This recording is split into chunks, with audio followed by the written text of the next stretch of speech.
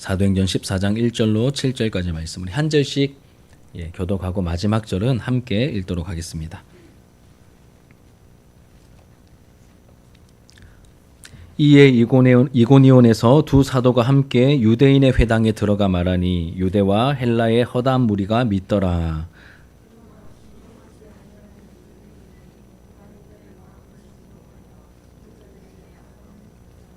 두 사도가 오래 있어 주를 힘입어 담대히 말하니 주께서 그들의 손으로 표적과 기사를 행하게 하여 주사 자기 은혜의 말씀을 증언하시니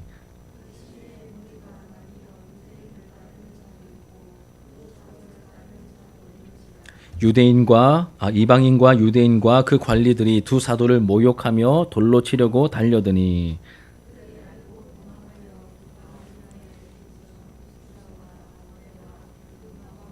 함께 읽겠습니다. 거기서 복음을 전하니라. 아멘. 오늘 본문의 말씀으로 시작하신 하나님께서 인도하십니다. 시작하신 하나님께서 인도하십니다라는 제목으로 하나님 말씀을 증거하도록 하겠습니다. 자, 우리 곁에 계신 분들께 한번 이렇게 인사하십시다. 잘 오셨습니다. 한번 인사하시죠. 예, 잘 오셨습니다. 예, 잘 오셨습니다. 우리 한 번 더 인사하실 때 우리 오늘 오후에 청청부 예배가 없어가지고 우리 이제 청소년들이 좀 참여했는데 자리를 빛내주셔서 감사합니다. 우리 이렇게 한번 인사하십시다. 시작. 자리를 빛내주셔서 감사합니다. 우리 모든 우리 예배자들 감사합니다. 자, 여러분 대부분의 운동 경기마다 이렇게 전반전이 있고 후반전이 있죠. 이와 비슷하게 이제 사도행전 13장과 14장은 바울의 1차 선교 여행을 보여주는데 13장은 전반전이라고 할 수 있고 14장은 1차 선교 여행의 후반전이라고 할 수 있겠습니다. 이 전반전이 어떻게 끝났는지 우리 지난주의 말씀을 좀 더듬어 보시면 바울이 비시디아 안디옥의 한 회당에 들어가서 이제 이 원초적인 복음, 이 설교를 했습니다. 이 복음의 말씀에 생명으로 반응하는 사람들이 있었고 또 그렇지 않은 사람들이 있었죠. 생명으로 반응하는 사람들은 주로 누구였습니까? 이방인들이었습니다. 그들은 말씀을 더 듣고 싶어 했죠. 더 듣고 싶어 하고 기뻐하며 하나님을 찬송했습니다. 그리고 성령께서 함께 하셨죠. 생명의 반응입니다. 이에 반해서 적대하는 이들은 대부분 누구였습니까? 유대인들이었고 아마 말씀을 가르치는 랍비들이 중심이 되었을 것 같습니다. 자신들이 회당에서 설교할 때는 반응이 좀 시큰둥했죠. 그렇죠? 그런데 바울과 바나바가 와서 몇 번 설교 안 했는데 막 사람들이 폭발적인 반응을 보이기 시작하니까 시기와 질투로 반응하게 됩니다.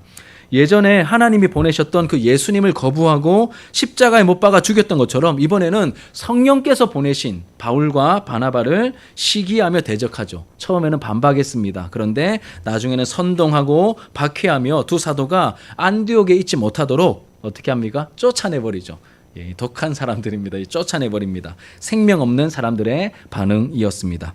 비록 13장 마지막 구절은 듣고 회심하여 예수님의 제자가 된 사람들이 기쁨과 성령으로 충만했다라고 마치고 있지만 이렇게 기록 자체는 그렇게 끝을 맺지만 이 바울과 바나바는 안디옥에 있지 못하고 어떻게 되었다고요? 쫓겨나게 되었습니다. 쫓겨난 상황이었기 때문에 실제 상황은 이들에게 그닥 이렇게 좋지 못한 상황이었습니다. 그렇게 쫓겨나서 가게 된 곳이 어디입니까? 비시디아 안디옥에서 쫓겨나서 가게 된 곳, 동쪽으로 남동쪽으로 180km 정도 떨어진 이고니온이라는 이 도시로 쫓겨나게 됩니다. 여러분 대단한 비전과 청사진을 가지고 이고니온으로 간 게 아닙니다. 여러분 막 하나님의 일이 멋있게 이루어지는 게 아닙니다. 그렇게 비전과 청사진을 가지고 야심차게 찾아간 곳이 이고니온이 아니라 어떻게 갔습니까? 안디옥에서 쫓겨났습니다. 여러분 쫓겨나서 가게 된 곳이 이고니온입니다. 마치 예루살렘 교회가 본격적인 박해를 받으면서 이들이 흩어져 도망가다가 어디에 가서 복음을 전하죠? 사마리아에 가고 또 팔레스타인 전역의 구석구석까지 다니면서 복음을 전파했듯이 이와 비슷하게 성령께서 인도하고 계시죠. 사람의 개입과 간섭이 별로 없습니다. 다만 하나님의 인도하심에 하루하루 민감하게 순간순간 민감하게 이들이 반응하고 있을 뿐이죠. 이런 과정을 통해서 가게 된 곳이 안디옥에서 동남쪽에 위치한 180km 정도 떨어진 이고니온이라는 도시였습니다. 그럼 여러분 이고니온에서의 이 첫 출발이 어땠는지 1절 말씀이 보여주는데 같이 한번 읽어볼까요?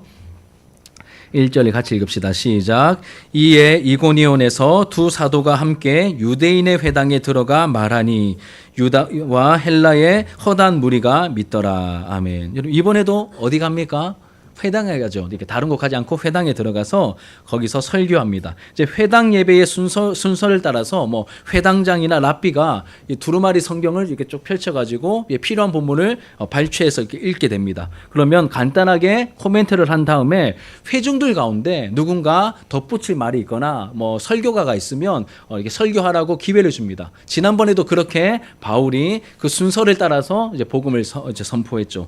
여기서도 마찬가지입니다. 바울이 나서서 이제 설교를 했던 것이죠. 그러면 여기서 1절 보시니까 이에 이고니온에서 두 사도가 함께 유대인의 회당에 들어가 말하니 무슨 말을 했을까요? 여러분 설교했다는 뜻이거든요. 어떤 설교를 했을까요? 지난번에는 예수님에 대해서 원초적인 복음을 얘기했으니 이번에는 다른 걸 막 얘기해야지 이러면서 막 자기의 생각들을 막 펼쳐나갔을까요? 아니겠죠. 그렇죠? 여기서도 똑같이 그 원초적인 복음을 설교했습니다. 믿음의 조상인 아브라함부터 시작해서 하나님의 마음에 합했던 다윗에 이르기까지 구약의 구속의 역사를 쭉 이렇게 열거하면서 하나님의 주권과 그 하나님의 약속과 그 약속을 신실하게 지키신 그 결과 다윗의 후손을 통하여 누가 오셨습니까? 구주이신 예수가 오셨음을 증거한 것이죠. 우리 13장 23절을 같이 한번 읽겠습니다. 13장 23절 시작. 하나님이 약속하신 대로 이 사람의 후손에서 이스라엘을 위하여 구주를 세우셨으니 곧 예수라. 이 사람이 누굽니까? 다윗이죠. 그렇죠? 다윗의 후손을 통하여 이스라엘을 위하여 구주를 주시겠다고 약속하셨는데 그 약속을 지키셔서 오신 구주 메시아가 바로 예수님이다. 이렇게 바울이 말하고 있는 것이죠. 그리고 그 예수를 사람들이 욕심에 눈멀어서 알아보지 못하고 십자가 나무에 달아 죽였지만 하나님께서는 그 예수님을 다시 일으키시고 살리십니다. 죽어서 썩음을 당하지 않게 하시고 다시 살리셔서 그분이 하나님의 아들이시요 그리스도이심을 선포하시죠. 이렇게 말씀하십니다. 오직 이 사람을 힘입어 뭘 받습니까? 죄 사함을 받고 오직 이 사람을 힘입어 뭘 입습니까? 의롭다 하심을 얻게 된다라고 이 놀라운 복음을 선포하게 됩니다. 여러분 죄인들에게 생명과 구원을 주시는 유일한 이름은 바로 예수밖에 없습니다. 우리 그래서 이름 13장 38절과 39절 같이 읽겠습니다. 13장 38절과 39절 시작. 그러므로 형제들아 너희가 알 것은 이 사람을 힘입어 죄 사함을 너희에게 전하는 이것이며 또 모세의 율법으로 너희가 의롭다 하심을 얻지 못하던 모든 일에도 이 사람을 힘입어 믿는 자마다 의롭다 하심을 얻는 이것이라. 아멘. 여러분 이게 복음입니다. 여러분. 저는 이게 이 사도 바울의 이 핵심적인 복음의 메시지를 담고 있는 13장 17절부터 41절까지 말씀 지지난주에 설교를 했었는데 지난주에도 언급했고 오늘도 바울이 똑같은 말을 했으니 저도 똑같은 이 복음을 한 번 더 언급합니다. 근데 여러분 이 말씀을 제가 마음에 품을수록 또 여러분들과 함께 나눌수록 너무 좋아요. 다른 건 얘기하는 것보다 이 예수가 우리의 구주시고 이 예수를 힘입어 죄사함을 얻고 이 예수를 힘입어 우리가 의롭다 하심을 얻는다라고 하는 이 생명의 말씀이 너무나 능력 있게 너무나 생명력 넘치게 너무나 달콤하게 제 영혼에 다가옵니다. 여러분들에게도 그렇게 들리게 되기를 축복합니다. 그럼 이렇게 하나님의 일하심과 예수로 가득한 이 원초적인 복음을 전하자마자 유대와 헬라의 허다한 무리가 예수님을 믿었다라고 1절이 말하고 있습니다. 그러면 여러분 이 이고니온에서의 이 첫 시작, 첫 단추가 좀 어떻게 여러분 다가오십니까? 설교를 하자 많은 사람들이 예수를 믿었다고 합니다. 시작이 좀 어떻게 보입니까? 좋아 보입니까? 안 좋아 보입니까? 좋아 보이죠. 그렇죠? 또 허다한 무리가 믿었다라고 말하니 매우 좋아 보입니다. 앞으로의 사역도 엄청나게 기대가 되는 상황입니다. 그런데 이런 분위기도 얼마 가지 못합니다. 1절 지나고 2절에서 분위기가 확 바뀌어버리죠. 우리 2절을 같이 한번 읽어볼게요. 자, 2절입니다. 시작. 그러나 순종하지 아니하는 유대인들이 이방인들의 마음을 선동하여 형제들에게 악감을 품게 하거늘. 1절에서는 여러분 분위기가 좋았습니다. 예수 믿는 사람들이 막 많아졌습니다. 그런데 그러나 순종하지 아니하는 유대인들, 우리가 13장에서 보았던 그 생명 없는 반응으로 일관했던 그런 사람들이 뭐하죠? 방해하죠. 방해를 합니다. 그래서 예수님을 영접한 그 이방인들의 마음을 어떻게 합니까? 선동합니다. 막 뒤집는 거예요. 선동하여서 복음을 듣고 예수를 믿기로 다짐했으니 그 마음이 어떨까요? 복음에 대해서 호감을 가지고 있었는데 이 적대적인 유대인들의 방해로 말미암아 선동으로 말미암아 그 형제들에게 어떤 마음으로 바뀌게 합니까? 그 호감이 성경에 보니까 악감을 품게 하거늘 악한 감정, 악한 마음을 품게 만든 것이죠. 이 나쁜 놈들입니다. 그렇죠? 유대인들이 굉장히 악한 행동들을 하고 있습니다. 그들의 마음의 동기는 항상 여러분 뭐 아무리 뭐 휘황찬란한 말을 한다는들 이거 하나입니다. 시기와 질투입니다. 시기와 질투죠. 방해하는 방법도 여러분 정말 치사합니다. 자기가 진짜 마음에 안 들면 지네가 와가지고 랍비나 뭐 바리새인들 직접 와가지고 막 바울과 바나바에게 막 뭐라고 하면 될 텐데 자기들은 안 나서요. 비겁하죠, 그렇죠? 다른 사람들 선동해가지고 그 사람들이 움직이게 만듭니다. 두 배로 나쁜 놈들이죠, 그렇죠? 저 혼자 흥분했습니까? 진짜 막 볼수록 마음에 안 듭니다. 하는 행동들이 참 치사해 죽겠습니다. 예. 선동해서 박해하도록 만들죠. 안디옥에서도 경건한 귀부인들과 시내의 유력자들을 선동해서 박해하고 쫓아냈었는데 이렇게 또 비슷한 방법으로 사람들을 선동해서 악감을 가지게 만드니까 이 좋은 분위기가 곧 사라지고 유대인들의 박해가 곧이어 이어지게 됩니다. 그럼 그렇다면 이렇게 복음을 전하다가 방해와 박해를 만나게 될 때 우리는 어떻게 해야 할까요? 어떻게 해야 되겠습니까? 여러분 성경은 한 가지 답을 제시하지 않습니다. 그 상황마다 양상이 좀 다르게 나타납니다. 어떤 경우는 자리를 지키기도 하고 또 어떤 경우는 도망가기도 하고 쫓겨나기도 하고 여러 가지 양상이 나타나는데 분명한 것은 이것이죠. 항상 주님을 놓치지 않기 위해 주님께 향해 있어야 한다는 것입니다. 그리고 기도와 금식으로 하나님의 인도하심에 깨어 있어야 한다는 것이죠. 때로는 여러분 도망가야 될 때가 있고 때로는 그 자리에 오래 있으면서 자리를 지켜야 될 때도 있습니다. 그러니 우리는 항상 주님을 향해 있어야 하고 성령 하나님의 인도하심에 민감하기 위해서 깨어 있어야 하는 것이죠. 우리 3절을 같이 한번 읽어볼까요? 자, 3절입니다. 시작. 두 사도가 오래 있어 주를 힘입어 담대히 말하니 주께서 그들의 손으로 표적과 기사를 행하게 하여 주사 자기 은혜의 말씀을 증언하시니. 두 사도가 어떻게 반응합니까? 앞에 뭐가 있었다고요? 첫 단추는 잘 되는 것처럼 보였는데 2절에 가서는 그러나라고 이어지면서 악감을 가지게 만들고 또 방해와 박해가 다시 시작이 되었습니다. 그런데 여러분 3절 앞에 어떤 단어가 빠졌냐면 이게 번역을 하면서 그러므로라는 단어가 빠졌습니다. 헬라어로 운이라고 하는 접속사가 여기에 빠져 있거든요. 그러므로 그러니까 처음엔 잘 되었는데 2절에서는 안 좋은 반응이 나타났습니다. 3절이 어떻게 이어진다고요? 그러므로 안 좋은 방해와 박해가 있었습니다. 그러므로 그러면 내용상 논리적으로 어떤 내용이 이어져야 됩니까? 방해가 있으니 그러므로 좀 자리를 피하였더라. 혹은 뭐 좀 피신하였더라. 이런 식으로 이어져야 될 것 같은데 그러므로 두 사도가 오래 있어. 오래 있다. 무슨 뜻입니까? 그 자리를 지켰다는 뜻이죠. 주를 힘입어 담대히 말하니. 그러므로 오래 있어 주를 힘입어 담대히 말하니라고 그렇게 기록하고 있는 것이죠. 오래 있었다라고 말합니다. 그래서 제가 이렇게 영어 번역을 찾아보니까 영어는 이렇게 번역하고 있습니다. spent, 이제 과거형이죠. spent considerable time. 그러니까 상당한 시간을 거기서 보냈다. 그러니까 얼마인지는 모릅니다. 그냥 상당한 시간을 거기서 보냈다라고 말합니다. 여러분 사도들은 이 두 사도는 유대인들에게 선동된 이방인들, 그 이방인들의 그 마음이 호감에서 악한 마음으로 바뀌었지 않습니까? 그래서 그들의 마음이 다시 돌아와야 할, 돌이키게 되어야 할 그런 필요를 느꼈던 것 같습니다. 그래서 자신들의 신변에 위험과 위협이 있는 줄 알면서도 이 전도한 영혼들의 온전한 회심을 위해서 핍박을 감수하고 일부러 이고니온에 지금 머물러 있는 것이죠. 그렇게 머물면서 처음부터 전했던 생명의 말씀, 즉 예수의 복음을 계속해서 담대히 계속해서 더 전했습니다. 그런데 여러분 이런 박해 상황 속에서 그냥 전할 수 없었겠죠. 그냥 전할 수 없었을 것입니다.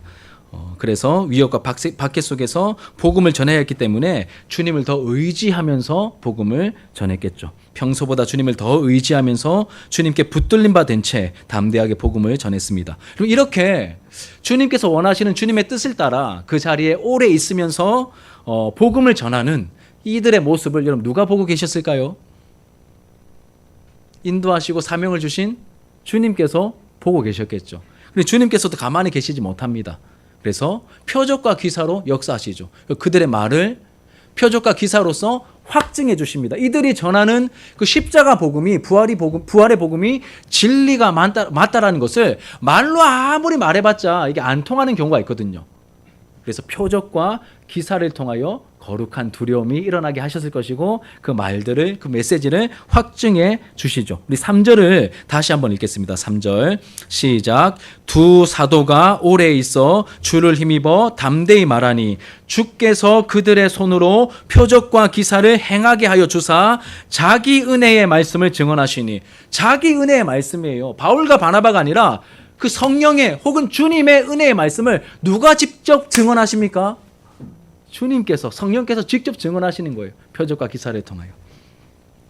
이렇게 바울과 바나바가 쉽게 물러서지 않고 거룩한 의지를 가지고 자신들의 자리를 지키며 복음을 지속적으로 전했고 그리고 주께서는 표적과 기사를 나타내시면서 그렇게 함께 도와주시니까 이고니온 사람들이 두 부류로 나누어지게 됩니다. 4절을 보시면 두 부류로 나누어지는데 첫 번째 부류는 뭡니까? 유대인을 따르는 사람들. 두 번째 부류는 누가 나타나죠? 이 두 사도를 따르는 사람들 두 부류로 나누어지게 되었다. 이게 4절의 말씀이죠. 그리고 시간이 더 지날수록 뭐가 거세집니까? 박해가 더 거세지는 거예요. 처음에는 오래 있었습니다. 상당한 시간을 여기 보냈습니다. 주를 의지하면서 주를 힘입어 거기서 담대히 복음을 전했는데 그러면서 두 부류로 나누어지게 되고 그리고 이렇게 막 겁박하며 모욕하고 심지어 어떤 현상까지 나타났냐면 이 바울과 바나바 일행을 돌로 쳐 죽이려고 하는 그런 계획까지 이들이 세우게 됩니다. 그리고 이 사실을 알게 된 바울과 바나바가 이제 그 자리를 떠나게 되죠. 그냥 떠났다라는 말은 제가 좋게 표현한 것이고 이 말씀을 보시면 뭐라고 말합니까? 6절에 보니까 그들이 알고 도망갔습니다. 예, 도망갔죠. 어디로 도망갔습니까?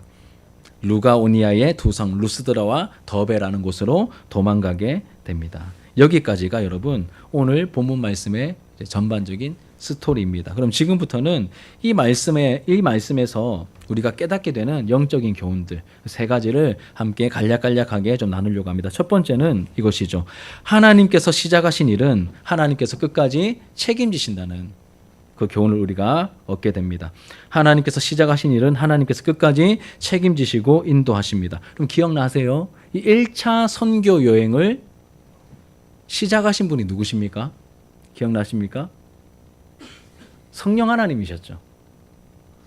성령 하나님이셨습니다. 확인하겠습니다. 13장 2절부터 4절까지를 같이 읽겠습니다. 2절부터 4절 시작. 주를 섬겨 금식할 때에 성령이 이르시되 내가 불러 시키는 일을 위하여 바나바와 사울을 따로 세우라 하시니 이에 금식하며 기도하고 두 사람에게 안수하여 보내니라. 두 사람이 성령의 보내심을 받아 실루기아에 내려가 거기서 배 타고 구브로에 가서. 아멘. 여러분 이 1차 선교 여행을 이제 시작을 합니다. 이게 누구의 계획이었습니까? 누가 바울과 바나바를 선택하시고 또 누가 그들을 보내십니까? 예, 성령께서라고 분명히 여기서 강조하고 있죠. 여러분 이 본문에서 우리가 읽은 이 13장 2절부터 4절까지에서 강조되고 있는 사실은 두 가지죠. 첫 번째는 안디옥 교회가 뭐 했습니까? 기도와 금식에 힘썼다는 것입니다. 기도와 금식에 힘쓰면서 성령 하나님께 민감한 상태에 있었죠. 자, 그리고 두 번째 강조하는 것이 무엇이죠? 1차 선교 여행을 시작하는데 바울과 바나바를 따로 선택하여 세우시고 보내신 분이 누구죠? 교회 지도자들의 결정이 아니었다는 겁니다. 또 교회 공동체의 다수결에 의해서 그 교회 공동체가 결정하여 보낸 것도 아니라는 겁니다. 누가 주도하십니까? 성령께서 이 일을 주도하셨다라고 우리에게 보여주고 있는 것이죠. 이 선교 여행의 시작은 안디옥 교회 지도자들의 결정이 아니었습니다. 그들이 결정했으면 사람이 결정했으면 바울과 바나바를 못 보냅니다. 이들은 동사 목회하고 있는 담임 목사 2명이거든요. 근데 어디 이 둘을 같이 보냅니까? 못 보냅니다. 사람의 계획으로는. 그런데 이 둘을 콕 찍어서 딴 사람 보내지 말고 요 둘을 콕 찍어서 보내라라고 하시, 에이스 1, 2를 보내라고 하시는 것은 누구의 인도하심이고 누구의 계획이었죠? 하나님의 계획입니다. 그만큼 선교를, 그만큼 복음이 흘러가는 것을 중요하게 여기셨던 하나님의 마음을 엿볼 수 있다. 제가 엄청 침튀기면서 강조했었죠. 사람이 시작한 게 아니라 성령께서 결정하시고 인도하신 결과였습니다. 그럼 여러분, 사람이 아니라 이렇게 성령께서 직접 결정하시고 인도하신 그러한 이 선교 1차 선교 여행이라면 시작부터 막 승승장구해야 되지 않겠습니까? 첫 단추부터 딱 꿰기, 막 단추를 딱 눌리기 시작하는 순간부터 막 확 열리고 막 엄청 막 스케일 있게 멋있게 일들이 진행되어야 될 것 같지 않으십니까? 딴 사람도 아니고 성령 하나님께서 직접 이 일을 주도하셨는데 시작하셨다면, 함께하고 계신다면 그런 일들이 일어나야 될 것 같은데 이 선교 여행의 모양새를 보시면 여러분 그렇지 않습니다. 버가에서, 이 버가라는 곳에서 수행원 위였던 이 한 사람이 도중하차하죠. 그 사람 이름이 뭐였죠? 마가복음을 기록했던 마가 요한입니다. 도중에 하차하는 사람도 생기고, 비시디아 안디옥에서는 복음 전하다가 어떤 일이 벌어지죠? 쫓겨나지 않습니까? 그래서 가게 된 곳이 이고니온이었고, 그 이고니온에서도 복음 전하다가 오래 좀 버티고 있다가 막 돌로 쳐 죽이려고 하는 계획이 들리니까 토끼죠. 토끼입니다. 도망치죠. 도망쳐서 가게 된 곳이 루스드라와 더베다. 이게 오늘 본문의 말씀 내용이지 않습니까? 그럼 좀 어떻습니까? 성령께서 직접 시작하신, 주도하고 계시는 그 사역임에도 불구하고 있어 보입니까? 초라하죠. 없어 보입니다, 여러분. 뭔가 좀 잘못되는 것 같은 느낌도 살짝 들기도 합니다. 그런데 여러분, 우리는 기억해야 됩니다. 이 선교 여행을 시작하신 분이 누구시죠? 안디옥 교회가 아니라, 안디옥 교회 지도자가 아니라, 안디옥 교회 성도들의 그 다수의 의견이 아니라 누구십니까? 성령 하나님이셨습니다. 그렇다면 우리는 무엇을 알 수 있습니까? 비록 누군가는 돌아갔습니다. 쫓겨가기도 합니다. 핍박을 받고 도망치기도 합니다. 또 위험한 여정 중에 있지만 이 모든 과정을 책임지고 인도하시는 분이 누구실까요? 여전히 성령 하나님이십니다.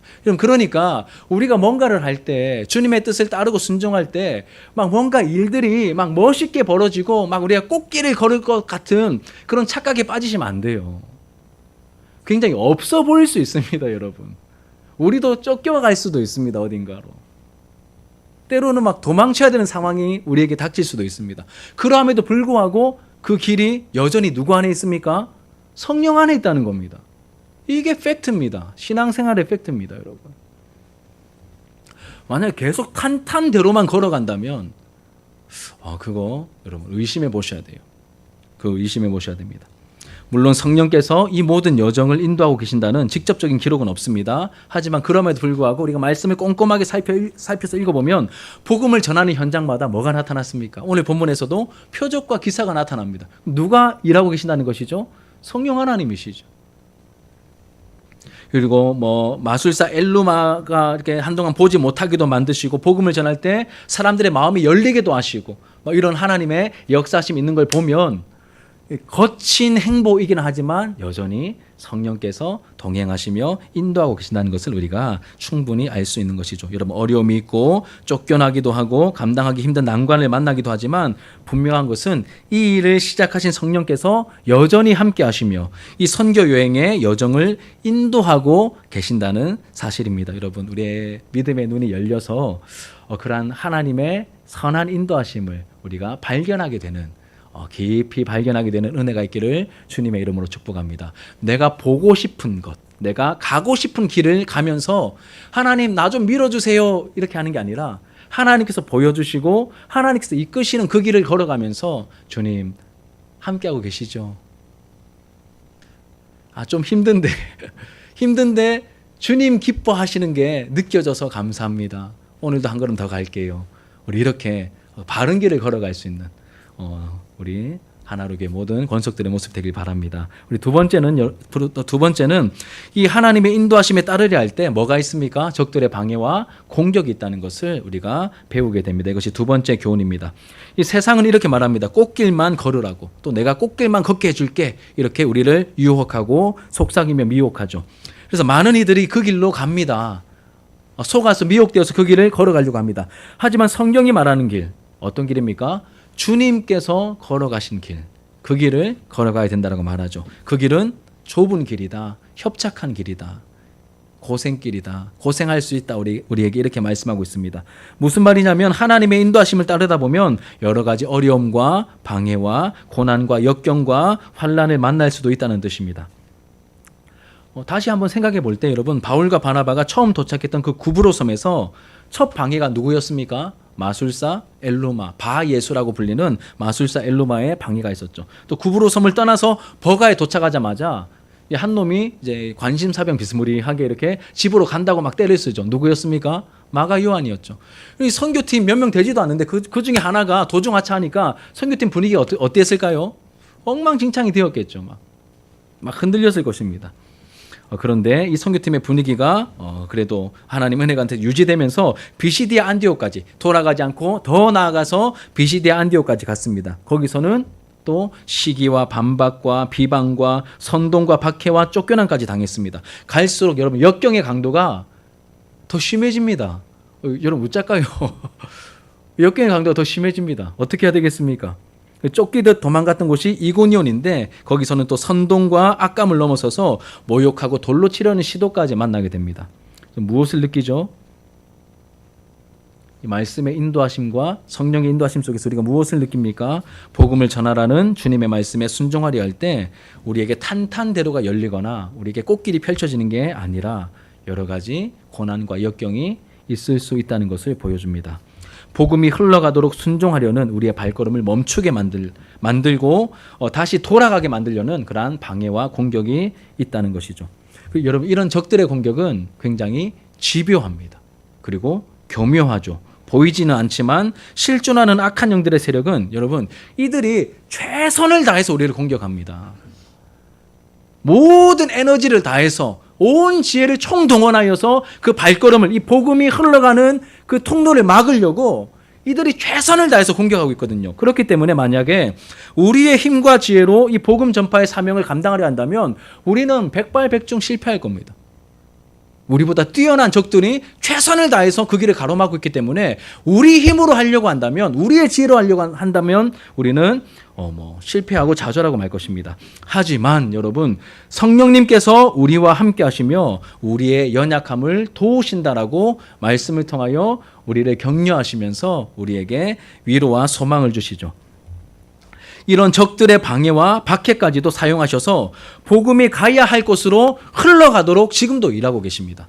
여러분, 제가 이제 이 말씀을 준비하면서 이제 결정적으로 깨닫게 된 부분이 이 부분입니다. 다시 한번 정리해 볼게요. 구브로에 있다가 버가에 갔습니다. 버가에 있다가 비시디아 안디옥으로 갔죠. 비시디아 안디옥에 있다가 쫓겨나서 이고니온으로 갑니다. 이고니온에서는 돌로 막 쳐 죽이려고 하니까 루스드라와 더베까지 갑니다. 이렇게 이어지는데 이 복음의 발걸음이 이어지고 있는데 무엇을 통하여 바울과 바나바가 이동을 합니까? 뭐 때문에 그 자리를 뜨고 무엇을 통하여 거기까지 가게 되었죠? 선동과 박해와 핍박입니다, 여러분. 만약에 이 구브로에 도착했는데 거기서 너무 잘 되는 거예요. 처음부터 끝까지 마구마구 잘 되는 겁니다. 그러면 바울과 바나바가 구브로 섬을 떠날 이유가 있습니까? 없습니까? 거기서 10년 뒤, 20년 뒤 플랜을 세우면서 거기 머물렀겠죠. 그런데 그게 아니라 박해를 만나는 겁니다. 선동을 만나는 것이죠. 그리고 호감이 악감으로 바뀌는 일들이 생기는 거예요. 그러니까 이 바울과 바나바가 옮기는 겁니다. 때로는 도망치기도 하고, 때로는 쫓겨가기도 하고, 때로는 더 버티기도 하고, 이런 과정을 통하여서 가게 된 곳이 지금 이고니온이고 루스드라와 더베까지 가게 된 것이죠. 그리고 여러분, 피해서 가게 된 그곳에서 또 뭐 하고 있습니까? 7절이 이렇게 이어집니다. 7절. 자, 7절이 이렇게 끝납니다. 시작. 거기서 복음을 전하리라. 거기서 또 해야 될 일 하는 거예요, 여러분. 그러니 여러분, 제가 말씀드리고 싶은 것은 성령 하나님의 함께 하심과 인도하심이 굉장히 멋있을 거라는 착각에서 벗어나셔야 됩니다. 없어 보이게 인도하실 가능성이 훨씬 더 많습니다. 내가 초라해지고, 내가 때로는 쫓겨가기도 하고, 때로는 없어 보이게 막 도망치기도 하고 이런 여정을 통하여 어딘가로 가게 하시는 하나님의 인도하심이 있을 수 있다는 것이죠. 그런데 거기서 우리는 뭘 해야 됩니까? 하나님을 향해 있어야 되고 하나님께서 우리에게 맡기신 그 일을 묵묵히 해나가면 하나님께서 우리를 통하여 일하시는 것이죠. 주님의 뜻이 이루어지게 되는 것입니다. 그래서 너무 여러분 겉멋이 들어있으시면 안 돼요. 너무 화려하게 신앙생활을 하려고 하시면 안 됩니다. 이렇게 쫓겨가듯 가게 된 곳에서도 복음이 전파되고 있습니다. 다시 말하면 하나님의 뜻이 이루어지고 있다는 것입니다. 결국에는 이 일을 시작하신 하나님께서 합력하여 선을 이루셔서 놀라운 결과를 나타내게 만들어 주고 계시는 것이죠. 이것이 두 번째 교훈입니다. 적들의 방해가 있습니다. 마지막 세 번째 교훈은 적들의 공격을 만나게 될 때 우리가 어떻게 처신해야 되는가를 배우게 됩니다. 간략하게 말씀드리면 먼저는 이런 적들의 공격까지도 하나님께서 어떻게 하십니까? 사용하시죠. 하나님께서 사용하심을 우리가 알아야 됩니다.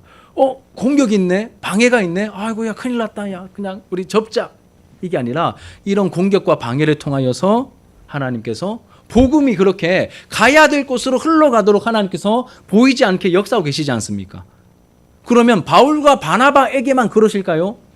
우리에게도 그렇게 역사하시겠죠. 이런 적들의 공격까지도 하나님께서 사용하신다는 것을 우리가 알아야 합니다. 그리고 이런 하나님의 마음과 뜻을 우리가 알게 되면 그 어려움을 버틸 힘이 생깁니다. 모르면 그냥 속수무책으로 당하다가 하나님 원망하다가 자꾸 시들시들가는데 우리가 이것을 알게 되면 그래 이런 과정을 통하여 주님의 뜻이 이루어지잖아. 하나님 그런 과정 맞죠? 주님께 묻고 주님의 뜻을 구하고 그럼 좀 더 있을게요. 근데 주님 저 연약한 거 아시죠? 너무 심해지면 다른 데 갈 수도 있습니다. 이렇게 말하면서 하나님의 인도하심을 받게 되는 그러한 과정들 겪게 된다는 것입니다. 또 한 가지는 나를 이곳에 보내신 분이 누구인지를 생각하면서 우리가 적극적으로 또 믿음의 반응을 보여야 한다는 것이죠. 나를 이곳에 보내신 분이 누구인지 생각하면서 우리가 적극적으로 믿음의 반응을 보여야 됩니다. 믿음을 발휘해야 한다는 것입니다. 3절을 다시 보면 여러분 두 사도가 오래 있어 주를 힘입어 담대히 말하니라고 되어 있습니다. 두 사도가 오래 있어 주를 힘입어 담대히 복음을 전했죠. 이 표현을 제가 계속해서 묵상하면서 마음에 와닿는 부분이 있었습니다. 바울과 바나바는 만나게 되는 그 부정적인 상황 앞에서 수동적으로 반응하지 않고 있습니다. 그 상황에서 해야 할 일이 있었기 때문에 그 자리에 좀 더 머물러 있기로 마음을 정하고 말씀을 전하고 있는 것이죠. 근데 여러분 반대와 악감이 있는 곳에서 머물러 있는 게 쉽지 않습니다. 그 자리를 버티고 지키고 있는 게 쉽지 않거든요. 예전에 이전에 여러분 예수님께서 부활하시고 제자들과 함께 있다가 승천하실 때 제자들에게 이렇게 말씀하십니다. 이곳을 떠나지 말고 아버지께서 약속하신 것을 기다리라. 이곳은 어딜까요? 예루살렘을 말하는 것이고 아버지께서 약속하신 것은 뭘까요? 성령님을 말하는 것이죠. 그러니까 성령께서 오실 때까지 여기 떠나지 마. 이게 예수님의 마지막 부탁이셨습니다. 물론 지상 명령을 주셨지만 여기 떠나지 말고 여기 잘 지켜야 돼. 그러면 성령이 임하실 거야. 아버지께서 약속하신 것이 오실 거야. 이렇게 말씀하고 가셨습니다. 그런데 여러분 지금 예수님은 승천하고 안 계시고 이 제자들은 굉장히 사람들의 주목을 받고 있었습니다. 여차하면 끌려갈 수도 있고 해코지를 당할 수도 있는 위험한 상황이었죠. 그러면 이런 상황 속에서 그 자리를 버티고 지키고 있는 게 힘들지 않습니까? 두렵기도 하고 어렵기도 하고 심란하기도 하고 힘들었을 것입니다. 그래서 예수님께서는 따로 이 말을 하신 적이 없는데 이들은 아버지께서 약속하신 것을 기다리는 과정 속에서 그냥 멍 때리면서 아이고 언제 오나 이렇게 기다린 게 아니라 이들이 한 가지 행동을 하기 시작하죠. 그게 뭡니까? 기도입니다, 여러분. 기도는 이렇게 배우게 되는 겁니다. 기도하고 싶어서 기도를 하는 게 아니라 기도할 수밖에 없어서 기도하게 되는 것이죠. 기도하는 가운데 하나님을 더욱더 의지하게 되고 주님을 힘입게 되고 그리고 거기서 버틸 하나님의 도우심과 능력을 얻게 되는 것이죠. 이제 이렇게 상황이 진행되고 있는 것입니다. 이제 그러던 가운데 이들은 그렇게 기도하면서 그 자리에 오래 있었을 것이고 주님을 힘입었을 것이고 그 과정 속에서 깨달았을 것입니다. 이 사역을 시작하신 분이 누구였는지 새롭게 인식했겠죠. 그리고 이 복음이 전파되기를 원하시며 돕고 계시는 분이 누구인지를 이들이 마음에 생생하게 다시 품게 되었을 것입니다. 그 가운데 주님을 힘입게 되고 그렇게 믿음을 발휘하면서 오래 머물면서 주님을 힘입으면서 복음을 전하는 사역을 감당했던 것입니다. 이렇듯 때로는 우리가 거룩한 의지를 가지고 믿음을 발휘해야 하는 순간이 있습니다. 그러면 지금 내가 있는 이곳에 나를 보내신 분이 누구인지 우리가 선명하게 깨닫게 되는 것이죠. 내가 있는 이곳이 내 선택에 의해서 내가 온 것이 아니라 나를 인도하신 성령 하나님께서 보내신 자리야 라고 하는 그 깨달음을 우리 가운데 허락해 주시는 것이죠. 그럼 오늘 말씀을 정리하면서 이제 마치려고 합니다. 오늘 전반적으로 1차 선교 여행의 후반전이 시작되는 이 이고니온에서 어떤 일들이 있었는가, 이 사역의 내용을 함께 살펴보았습니다. 쫓겨나서 가게 된 이고니온이었지만 그곳에 가게 된 것은 하나님의 실수가 아니라 뭐라는 겁니까? 하나님의 인도하심이라는 것이죠. 하나님의 인도하심입니다. 하나님의 실수가 아니라 하나님의 인도하심이었음을 우리가 살펴보면서 크게 세 가지 교훈을 함께 나누었습니다. 첫 번째는 하나님께서 시작하신 일은 하나님께서 끝까지 책임지신다는 첫 번째 교훈이었습니다. 책임지고 인도하실 것입니다. 그럼 다시 질문 드립니다. 이 선교 여행을 시작하신 분이 누구셨죠? 안디옥 교회가 아니었습니다. 안디옥 교회 지도자들도 아니고 그 공동체 다수결의 결정도 아니었습니다. 누가 이 선교 여행을 주도적으로 시행하셨습니까? 성령 하나님이시죠. 성령 하나님이십니다. 성령께서 여전히 인도하고 계시죠. 그럼 이제 사도행전 나머지 계속 우리가 살펴보겠지만 1차 선교 여행 마치면 또 뭐가 나올까요? 2차 선교 여행. 또 2차 지나면 3차 선교 여행 마치고 또 뭐가 나오냐면 이제 로마로 이제 끌려가는 이제 그 과정 속에서 이걸 또 4차로 표현하신 분도 있긴 있는데 공식적으로 3차 선교 여행과 로마로 가게 되는 그 여정까지 내용들이 이어집니다. 그러면 이 모든 선교 여행, 복음을 전하는 이 과정 속에서 바울이 경험한 경험치가 있겠죠. 성령의 인도하심을 받으면서 바울이 경험한 주님께서 나에게 맡기신 사역을 감당하다 보면 이런 일들이 있구나. 1차 선교 여행 때 깨달은 것들, 거기다 더해져서 2차 선교 여행 때 깨닫고 3차 때도, 그리고 이제 로마로 가는 그 여정에서도 깨닫고 숨을 거두는 그 순간까지 이 하나님께서 원하시는 그 뜻을 행하다가 이 바울이 깨달은 것이 있을 것입니다. 그 깨달음이 뭘까요? 하나님께서 시작하신 일은 하나님께서 책임지고 인도하신다라고 하는 그 깨달음을 얻지 않았겠습니까? 그리고 그것을 누군가에게 알렸을 것입니다. 알려주고 싶으니까 알렸겠죠. 그리고 우리에게도 알려주고 싶었겠죠. 말씀 곳곳에 이렇게 있지만 여러분 결정적으로 빌립보서 1장 6절에 보면 이런 구절이 있습니다. 같이 한번 읽어볼게요. 빌립보서 1장 6절 시작. 너희 안에서 착한 일을 시작하신 이가 그리스도 예수의 날까지 이루실 줄을 우리가 확신하노라. 너희 안에서, 우리 안에서 착한 일을 시작하신 이가. 누가 시작했습니까? 우리가 시작한 게 아니네요. 착한 일을 시작하신 이가 계십니다. 우리 안에서 착한 일을 시작하신 이가 그리스도 예수의 날까지, 그 날까지, 언젠지 모르겠습니다. 그리스도 예수의 날까지 이루실 줄을 우리가 확신하노라. 바울은 알았던 겁니다. 하나님께서 시작하신 일은 하나님께서 이루시고 인도하시고 책임지신다는 것을 너무 잘 알았던 겁니다. 이 진리를 빌립보서니까 빌립보 교회 성도들에게 먼저 알려주었고, 그리고 이 말씀을 읽고 또 보고 나누는 우리들도 이 사실을 알기를 원했던 것이죠. 같이 한번 읽어볼까요? 다시 한번 읽어봅시다. 시작.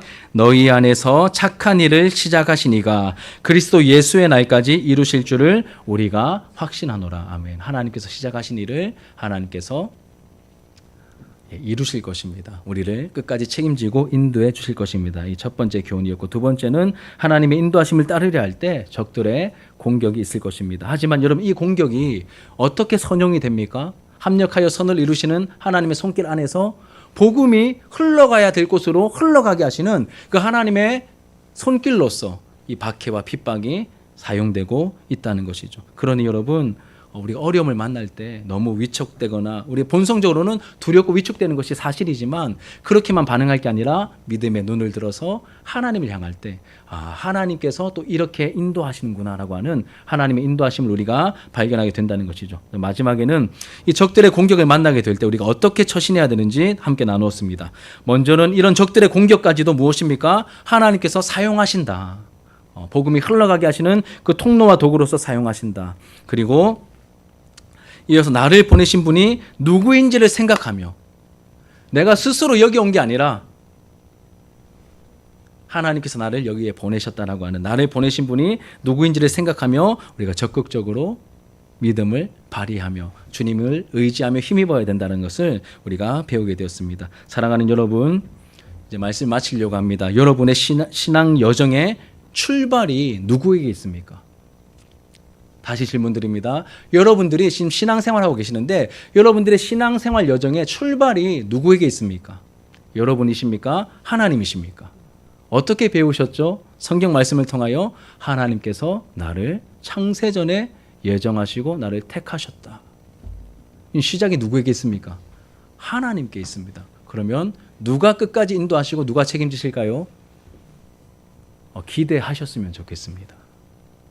그리고 여러분, 또 우리 교회의 시작도 누구에게 있을까요? 제가 설교 중에 여러 번 강조했죠. 우리 교회 시작도 하나님께 있습니다. 제가 이렇게 자신 있게 말씀드릴 수 있는 이유는 제가 처음에 소명을 받을 때 내가 나중에 진주에 가서 개척해야지 이런 생각을 꿈에도 꿔본 적이 없습니다. 전도사가 되고 강도사가 되고 대전에서 사역하다가 부산에 처음 올 때까지는 좀 있어 보였습니다. 나름 인정받으며 사역했는데 그 큰 교회에서 막 낯선 곳에서 막 치면서 3년을 버티다 보니까 너무 힘들더라고요. 도망치듯이 거기서 옮겨서 온 곳이 진주입니다. 아는 사람 딱 한 명 있었습니다. 우리 제가 사랑하는 형님 목사님. 실명은 밝히지 않겠습니다. 그 형님 목사님이 야, 동사목회 하자 그래가지고 네 도움이 필요해 그래서 불러가지고 도망치듯이 왔습니다. 거기서 1년을 있는데 또 거기서 또 저를 환영을 안 하더라고요. 거기서 또 쫓겨났습니다. 그래서 가게 된 곳이 동부교회.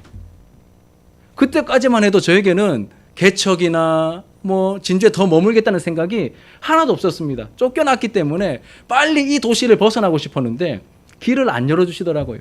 여러분, 모양새가 있어 보입니까? 여러분들이 함께 전임 목사로 저를 청빙하셨는데 이렇게 정말 형편없는 과정을 통하여 여기까지 왔습니다. 물론 이것만 있는 것은 아니지만 안 꾸미고 얘기하면 이렇게 쫓기고 도망치듯이 몇 번 거치다 보니까 여기 왔네요.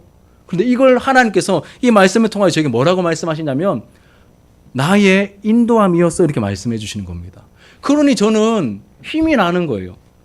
하나님, 제가 쫓기듯 왔는데 하나도 안 멋있는데 이렇게 여기까지 온 것이 하나님의 인도하심이라고 확인시켜 주시니 힘이 납니다. 힘이 납니다. 하나님, 계속 가겠습니다. 하나님 인도하심이라 하시니 한 걸음 더 가겠습니다. 이제 이 고백이 나오게 되는 것이죠. 그럼 여러분, 이 교회 시작이 저에게 있지 않고 성령 하나님께 있음이 확인되었다면 이 교회의 앞으로의 인도하심과 앞으로의 일들도 누가 책임지실까요? 하나님께서 책임져 주시겠죠. 그런 믿음이 더 커지지 않습니까? 이런 말씀을 통하여.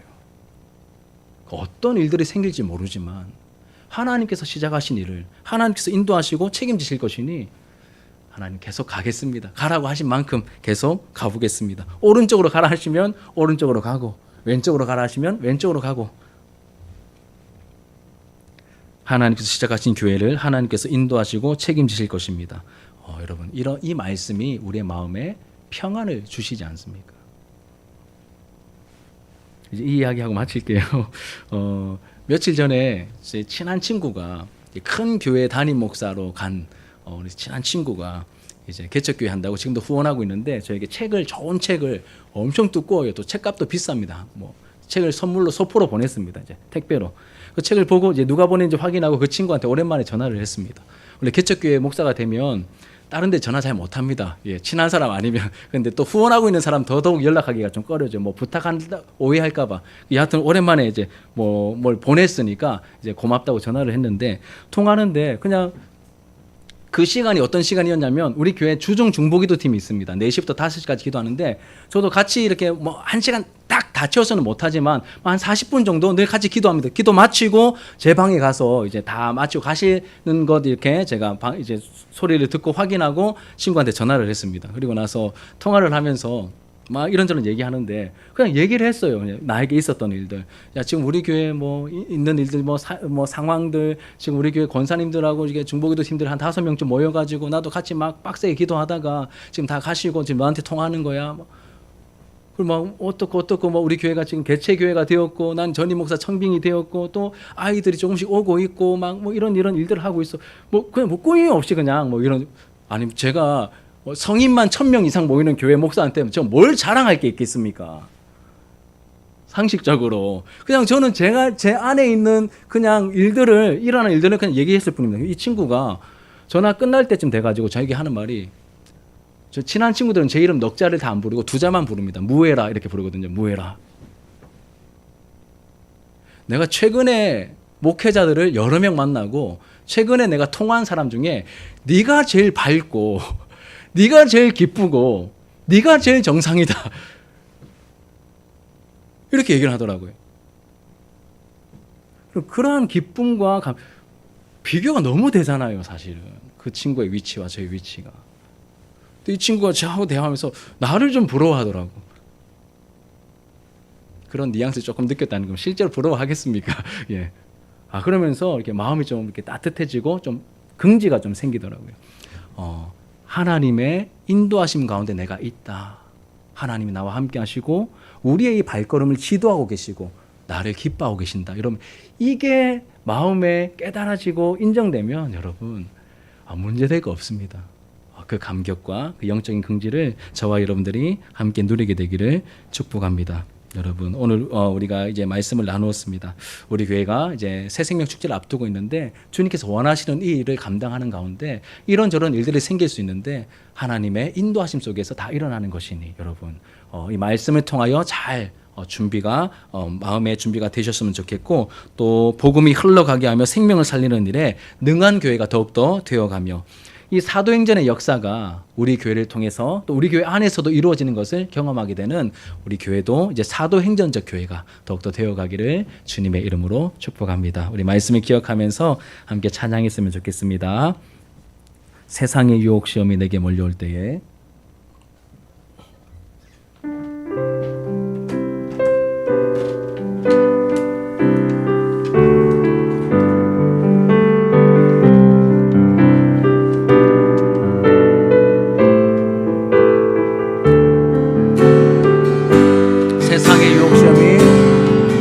세상의 유혹 시험이 내게 몰려올 때에 나의 힘으론 그것들 모두 이길 수 없네.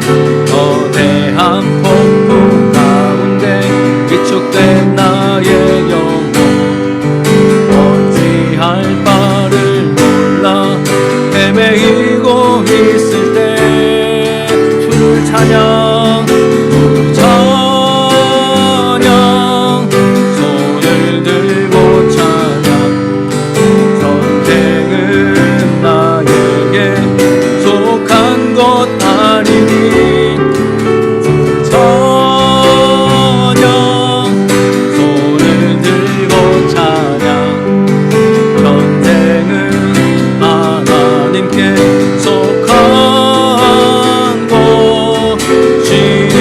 거짓과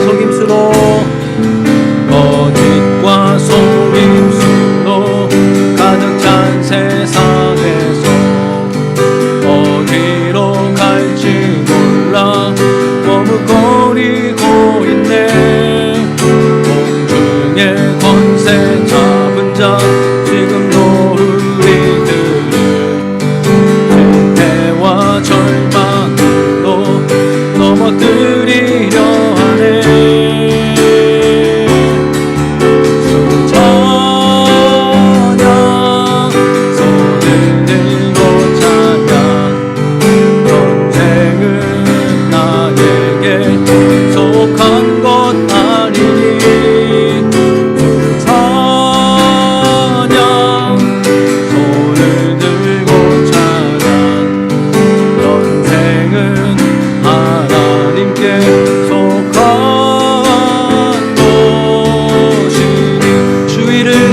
둘러보면 주위를 둘러보면 아무도 없는 듯 믿음의 눈을 들면 보이는 분 계시네.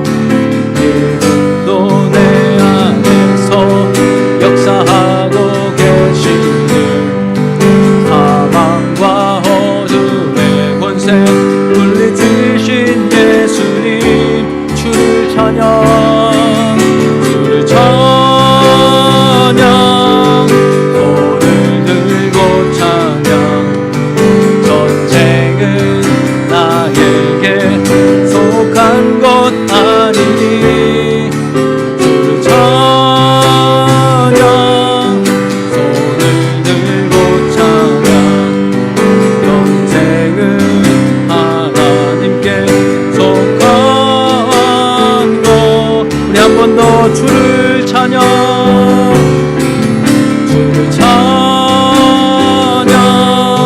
손을 들고 찬양 전쟁은 나에게 속한 것 아니니 주님 주를 찬양 손을 들고 찬양 전쟁은 하나님께 속한 것이 내 영혼이 확정되고 내 영혼이 확정되고 확정되었사오니 믿음의 눈 들어 주를 바라봅니다. 내 영혼이 확정되고 확정되었사오니 믿음의 눈 들어 주를 바라봅니다. 마지막으로 내 영혼이 확정되고 확정되었사오니 믿음의 눈 들어 주를 바라봅니다. 내 영혼이 확정되고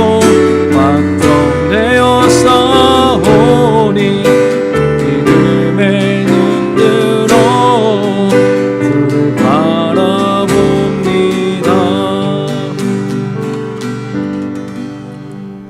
아멘. 우리 말씀을 기도 제목 삼